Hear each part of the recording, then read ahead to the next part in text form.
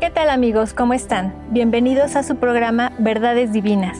Les saludamos el doctor Salvador Tomasini. Hola amigos. Alejandro Carrega. Hola, buenas noches amigos, ¿cómo están? Y su servidora Alejandra López. Bueno, pues adelante Alejandro. Adelante con las preguntas, ¿verdad? En la misa, ¿qué tanto ha cambiado el rito original a la actual? ¿Y qué tan aceptable es que mujeres ejerzan como proclamadores y servicio en el altar? Bueno, es una pregunta medio problemática. O sea, yo creo que el rito ha cambiado. Bueno, sí, definitivamente la misa ha sufrido cambios, pero son cambios que han sido de alguna manera, o sea, incluso yo diría que hasta benéficos, algunos de ellos. Sobre todo el hecho de que ahora se dice en el lenguaje normal y la gente ya entiende de lo que está pasando. Cuando la misa era en latín, bueno, pues quizá la parte tradicional, en fin, pero pues la gente se quedaba totalmente en cero. Uh-huh. Hay que entender que la misa, lo que es realmente la misa, es la fracción del pan. Esa es la misa. Es más, hay 1 o 2 programas que hemos hecho, o sea, sobre la misa, con dictados de Jesús a María Valtorta. Últimamente, no me acuerdo cuándo sería. Entonces, el resto de los cambios, yo creo que en realidad debemos adecuarnos a lo que Jesús proclama. Le dio a la Iglesia el poder de hacer y deshacer. Y lo que la Iglesia decidiera, lo que Pedro decidiera, o sea, iba a ser aceptado por él. Lo que ates en la tierra se quedará atado en el cielo, y lo que desates en la tierra quedará desatado en el cielo. Y son cosas prácticamente, yo diría, déjeme buscar la palabra para que no se malentienda, porque hay que hablar con propiedad. Sí, o sea, no son el centro de lo que es la misa. O sea, porque volvemos a lo mismo, el centro de la misa es la fracción del pan, toda la parte eucarística. Así que en realidad no es tanto el problema, ¿no? ¿Y qué tan aceptable es que las mujeres ejerzan como proclamadores y el servicio en el altar? Bueno, esa es otra parte de que, vuelvo a repetir, la Iglesia lo ha propuesto, la Iglesia lo ha permitido, la Iglesia lo fomenta. Bueno, simplemente vamos a entender que la parte de la predicación debe ser sacerdotal. Eso es indiscutible. Predicación. La lectura, bueno, la puede hacer un hombre, la puede hacer una mujer, la puede hacer incluso hasta niños. Hay iglesias en las que ponen a niños a leer. O sea, no creo que sea gran problema. Ok. Doctor, ¿se podría entender que vivir en la divina voluntad constantemente sería como vivir in persona Christi constantemente? Así es. O sea, vivir en la divina voluntad es tomar todos nuestros actos, unirlos a la voluntad divina. Ahora, en la voluntad divina están todos los actos de Jesús. Y Jesús nos dice que en todo lo que Él llevaba a cabo, todos sus actos, palabras, pasos, obras, todo, Él formaba o dejaba un lugar para que nosotros pusiéramos los nuestros. Entonces, eso solamente lo podemos realizar estando en la divina voluntad. Yo en la divina voluntad encuentro los actos de Jesús y ahí coloco los míos. Esto es vivir. Así que sí, ese es el punto. Llegar a tener esa unidad con Jesús. Dice, doctor, ¿qué significa en los escritos con la potencia? ¿A qué se refiere? ¿Cómo? No entendí. Dicen que en los escritos cuando dice con la potencia. Pues con la potencia, ¿de qué habla? Sí, no sé. O sea, la potencia probablemente se esté refiriendo a la potencia de la divina voluntad, la potencia divina. Bueno, es esa característica que Dios tiene de poder hacer todo lo que Él quiera hacer. Que no hay nada que se pueda interponer, que no hay nada que se le pueda dificultar. Si a eso se refiere, sí. Podríamos decirle a Mamita María que florezca en cada persona que no la ama, puesto que contienen ese germen dentro. Bueno, nuestra Madre Santísima, o sea, recordemos las palabras de Jesús. Primero, todos nosotros fuimos concebidos en ella. Esto hay que entenderlo desde el punto de vista de que en los actos de María, todo lo que ella llevó a cabo en su vida, obtuvo méritos, obtuvo algo que era como la recompensa o el logro de sus actos unidos en la divina voluntad como madre. Ahora, en ese acto, en esas acciones que ella llevó a cabo y en esos logros que tuvo, es donde nosotros fuimos concebidos. Por lo tanto, estamos unidos a María. Pero luego Jesús nos dice que María también fue concebida en cada uno de nosotros, para que cada uno tuviera una madre total y absolutamente personal, propia, que no fuera una madre para todos, sino fuera una madre personal. Así que yo creo que es muy claro, estamos unidos a María por las dos formas en que nosotros fuimos concebidos y ella concebida en nosotros.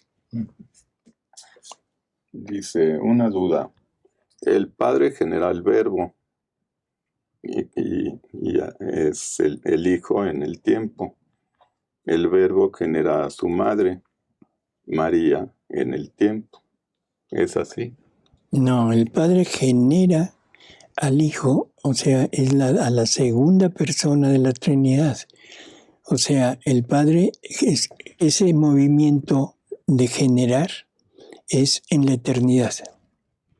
O sea, el Hijo es eterno junto con el Padre, simplemente es el movimiento del Padre donándose, amándose todo Él en el Hijo. Ahora, en el Hijo humano, en Jesús, hay que entender que es el Hijo el que crea su humanidad para unirse totalmente a ella. No es generar la humanidad, sino es crear una humanidad. ¿Sí? Bueno, María no es generada. Generada quiere decir producir de. Todo en este mundo genera. Una flor genera otra flor y semejante a él. Un árbol genera otro árbol semejante a él. Un animal, cualquier tipo de animal, genera otro animal igual que él. Nosotros, seres humanos, generamos seres humanos iguales a nosotros. Entonces, generar quiere decir producir de nosotros otro ser igual. María no es generada por Dios. María es creada y enriquecida con todos los dones que ella tiene gracias a la vida de ella unida a la divina voluntad. Entonces, el Hijo no es generado en el tiempo. Yo entiendo que el Hijo que está diciendo es Jesús, el que conocemos. Pero hay que entender que Jesús, hombre, Jesús, naturaleza humana, no es generado, es creado, unido al Hijo eterno, al Hijo de segunda persona de la Trinidad, con la cual se une esa unión hipostática entre la divinidad y la humanidad. Nada más. Pero no es la persona. Es que es un problema hablar de esto. La persona en Cristo es el Verbo eterno, ¿sí?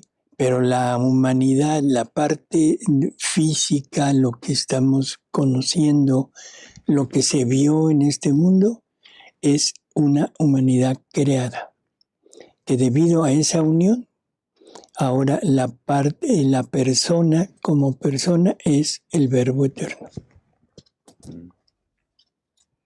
Ajá. Muy bien. Es que aquí hay un comentario y una pregunta que se relacionan. A ver. El comentario: ¿debemos ser madres para Jesús desde que nosotros lo concebimos en nuestra vida? Yo creo que es así. Y luego la pregunta es: ¿el ser madre de Jesús es porque la divina voluntad lo contiene todo o por el oficio de madre? Curiosa pregunta. ¿Vas a ser madre de Jesús, Alejandro? Sí, en María. O sea, volvemos al mismo punto que tocábamos hace un momento. La divina voluntad contiene todos los actos de toda la familia humana, sobre todo los actos de María. O sea, todo ese trato materno de María hacia Jesús está contenido en la divina voluntad. Todos los actos, las palabras, las actitudes, el amor, los besos, los abrazos que María le prodigaba a Jesús se encuentran en la divina voluntad. Si esta divina voluntad se convierte en vida propia de la criatura que vive en ella, nosotros tenemos los actos de María en nuestro poder. Y ahora yo puedo amar, si yo vivo en la divina voluntad, yo puedo amar a Jesús con el amor materno, tratarlo como lo trató María, y Él va a sentir en mí a su mamá. O sea, va a sentir el trato de su madre a través de mí. Pero eso no quiere decir que yo sea madre de Jesús. Y entonces yo creo que esto hay que entenderlo, la inmensidad, la infinitud de la divina voluntad que lo contiene todo. Yo puedo en la divina voluntad tomar los actos de Alejandra y amar a Jesús con los actos de Alejandra. Y entonces Jesús va a sentir a Alejandra en mí. Y así, o sea, no es tomar el papel de, pero es repetirle a Jesús lo que la otra persona le dio. Aquí alguien me dijo que María no puede ser divinizada, ya que en la Santísima Trinidad ella sería la cuarta persona, y entonces la Santísima Trinidad ya no sería trinitaria. ¿Qué sería? Pues no sé, porque Jesús ha de querer una Trinidad millonaria. Si fueran 4. Cuaternaria. ¿No? Sería cuarteto, ¿no? Cuarteto. O sea, vamos a entender que la Trinidad está formada por seres iguales, misma naturaleza, o sea, mismos dones, mismos atributos, mismo todo. Y es un solo Dios en 3 personas distintas. Ahora, ese solo Dios puede compartir o quiere compartir su naturaleza con una persona en el adextra, en este caso María. Esa persona, Jesús la trata como la Divina María. No es nosotros, Jesús la trata como la Divina María. ¿Por qué divina? Porque si María vive en la divina voluntad, todos los actos de María están injertados en ese misma categoría de acto divino. Por lo tanto, la vida que forma María, ¿qué será? ¿Una vida humana o una vida divina? Pues divina. Una vida divina, pero es por don, no es por naturaleza.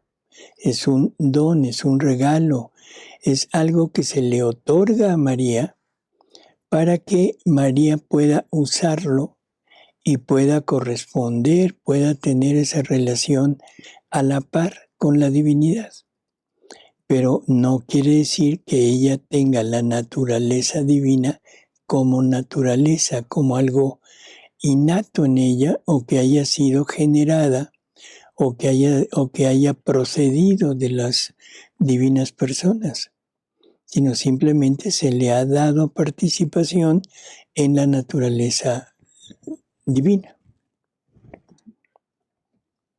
Nuestra madre en el momento de nuestra muerte no está solo como abogada nuestra, sino que aboga por nosotros en calidad de madre. Entonces, ¿es un juicio familiar?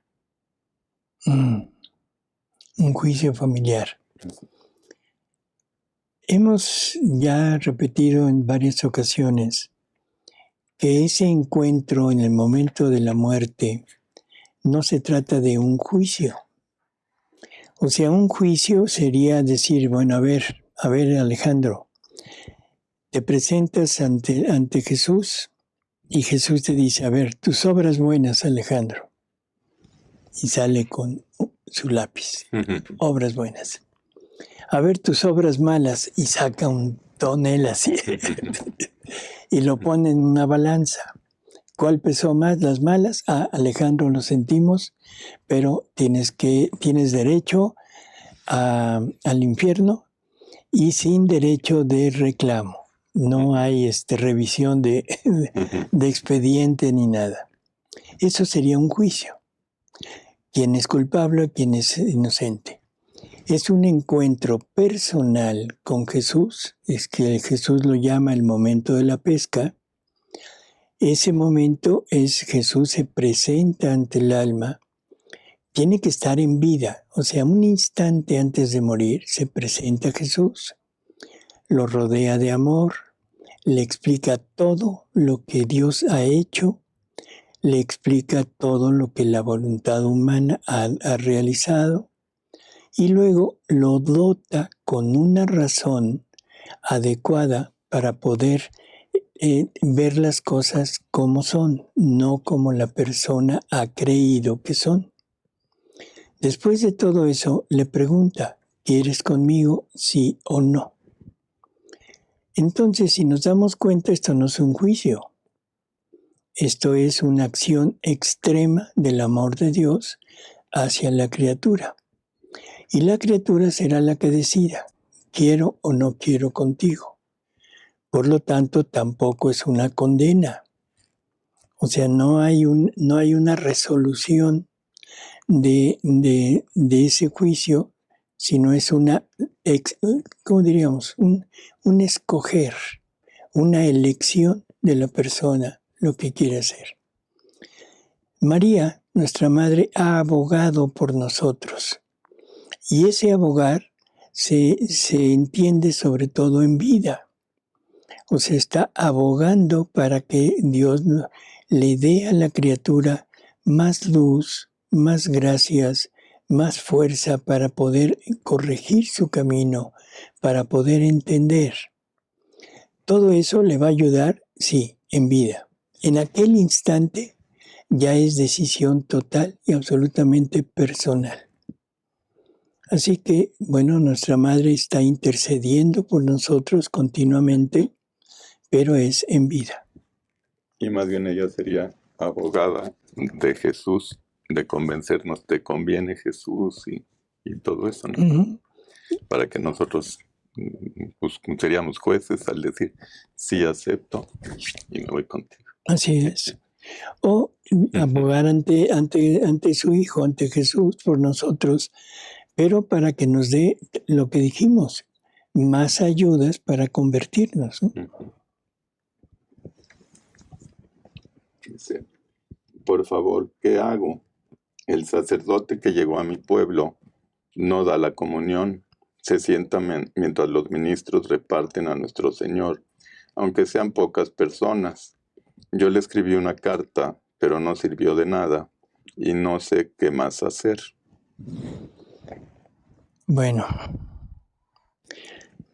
aquí necesitamos entender varias cosas. Ya hemos hablado mucho de los ministros, hemos hablado de la comunión en la mano. Sabemos que hay muchas personas, incluso en la divina voluntad, que dicen que no tiene nada de malo, que se puede hacer, que se puede recibir y todo. Nosotros, basándonos en las palabras de Jesús a través del libro del cielo, decimos que no es conveniente. Decimos que Él no está de acuerdo con esta práctica, pero aquí hay dos cosas que hay que entender. Primero, la Iglesia lo permite. La Iglesia lo da por bueno. Bueno, me puedo uniformar a la Iglesia o me puedo uniformar a la opinión de Jesús, siempre y cuando yo tenga la opción. Si yo tengo la opción de Jesús y la opción de la Iglesia, yo tengo forma de poder decidir. Por lo que dice aquí esta persona, dice pueblo. Bueno, sabemos que en México hay muchos pueblos donde no hay más que una parroquia, una sola iglesia. Si no tengo opción de ir a otra iglesia, bueno, pues definitivamente no hay problema, recíbalo. Pero si no hay opción, si hay opción de poder acudir a otra iglesia dentro de la misma población, bueno, lo más lógico es buscar esa otra iglesia. Pero si es un pueblo, vuelvo a repetir, con una sola iglesia, hágalo. Y repare. O sea, vamos a entender, la comunión es para darle el amor, la gloria que Jesús merece por haberse quedado en la Eucaristía, pero también es obligación nuestra reparar por todas las culpas, las faltas que se cometen contra esta Eucaristía. Doctor, ¿por qué en el Antiguo Testamento, si se casaban entre parientes, no salían los bebés enfermos, como en las tribus de Israel? Al principio, voy a decir cosas que probablemente no sean muy ciertas, pero bueno. Lo primero que debemos entender es voluntad de Dios. Así era la situación. No había más que en la familia, bueno, pues entre ellos tenían este tipo de enlaces, o sea, se casaban unos con otros y tenían relaciones y tenían hijos y eran naturalezas perfectas. Ese es un punto interesante. La naturaleza que Dios creó en Adán y en Eva, o sea, eran naturalezas perfectas. No había ninguna alteración cromosómica para que pudiera tener una consecuencia de enfermedad. Así que tenemos este punto. Primero, la voluntad de Dios, que así lo decidió, y si lo decidió así es que así está bien. Segundo, no había opción. Para reproducir a la familia humana tenía que haber este tipo de relaciones. Tercero, naturalezas perfectas. Conforme fue pasando el tiempo, se fueron multiplicando y se fueron separando las familias. Por lo tanto, ya se podía tener una relación con personas que no formaban parte propiamente del núcleo familiar, aunque todos eran familiares. ¿Sí? O sea, ¿por qué? Incluso en la actualidad, todos, no importa el lugar, no importa la raza que seamos, todos somos familia, porque todos provenimos del mismo origen. Lo que pasa es que debido aquí sí probablemente al pecado, es como se fue trastornando nuestra naturaleza, fue cambiando, fue obteniendo determinado tipo de, ¿cómo diríamos?, errores, y eso es lo que ha ido determinando que haya errores en los cromosomas, que si llega a haber esa unión entre dos personas que tengan el mismo error, salga un hijo o una hija con enfermedades congénitas. Y aparte, el hecho de pecado, ese llegó un momento en que se marcó también que ya no era lícito hacerlo.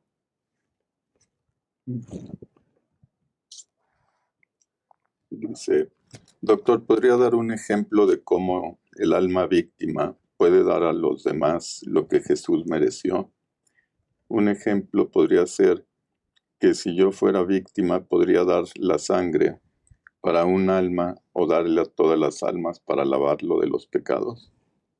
Creo que el ejemplo que acaba de dar es la respuesta a la pregunta.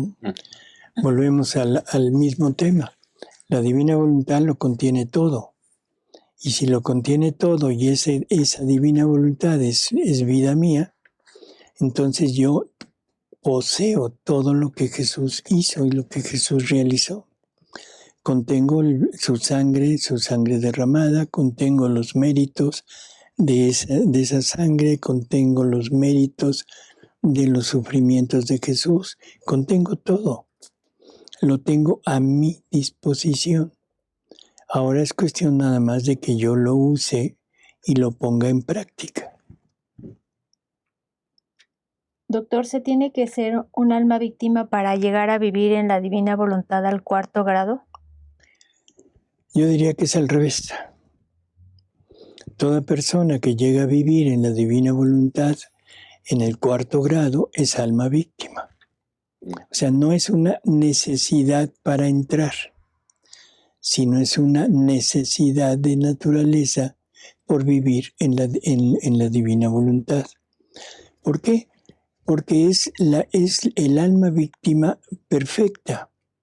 Es el alma víctima que está haciendo víctima su voluntad. Es una crucifixión total, no con 3 clavos, sino con un clavo por cada acto que la criatura haga. Es una crucifixión, una pasión continua y sobre todo que debe de estar enfocada a la reparación, o sea, la reparación hacia la divinidad, hacia Jesús, darle el amor, darle la gloria y poner a disposición de toda la familia humana el sufrimiento de la persona. Así que sí. Dice, pero entonces el querer ser como Dios, vivir pues en Él, ¿no es el pecado que cometió el ángel caído? El ángel caído lo que no quiso fue servir a Dios en la criatura. Las palabras fueron non serviam, no serviré. No es que haya querido ser como Dios, sino que no quiso servir. Supuestamente era el más hermoso, el más dotado de todos los ángeles, pero no, su soberbia, su orgullo por lo mismo, o sea, no permitió que aceptara adorar a Dios en una criatura que él consideró inferior a él. Estamos hablando de la persona de Jesús. No quiso ir y rendirse ante Jesús, y mucho menos ante nosotros. Así que ese fue el pecado de él. Así que lo que Jesús quiere hacer con nosotros es lo que decíamos de María. Nos quiere compartir su naturaleza y a través de esta divina voluntad poder entablar una relación íntima, una fusión entre Él y nosotros. Entonces, ahora la persona que viva en la divina voluntad, en plenitud, o sea, en el 4º grado, tomaría prácticamente el mismo la misma calidad, la misma categoría de un ser divino, pero no por naturaleza. Y no es que nosotros queramos. Aquí el que quiere es Dios. Doctor, ¿todo lo que se dijo en el programa anterior es en el ad extra de Dios? No sé qué se dijo en el programa anterior, no sé qué En programa. Diálogos Divinos, de que fuimos concebidos en María y María en los actos de Jesús y así. Sí, todo esto es en el exterior. No es dentro del núcleo de la Trinidad. Aunque, por favor, que se entienda, todo es dentro de la divina voluntad. ¿Sí? Pero todo llevado a cabo en el ad extra. Ya, terminamos, doctor. Muy bien. Ahora fueron pocas preguntas. Es que ya todo el mundo entendió todo. Ojalá. Entendimos todo. Así es. Pues amigos, muchísimas gracias por haber estado con nosotros. Le agradecemos como de costumbre a Alejandra, Gracias, doctor. a Alejandro, que le damos la bienvenida. Gracias. Se nos Gracias, había Ale. huido un poco de Sí. nosotros. Gracias a Paris y Bye. a ustedes, amigos. Nos vemos la próxima semana. Pues muchas gracias, amigos, y buenas noches. Que descansen. Y les damos las gracias a ustedes que nos escribieron desde Costa Rica, Texas, Argentina, Toluca, España, Colombia, Londres, Australia, República Dominicana, Monterrey, San Luis Potosí, Yucatán, Jalisco, Canadá, Perú, Chile, Nicaragua, El Salvador, Ecuador, Manzanillo, Tlaxcala, Alcaldía Benito Juárez, Michoacán, Querétaro, Chihuahua, Acapulco, Nueva York, Guanajuato, California y Panamá. Gracias, amigos. Hasta la próxima. Luego.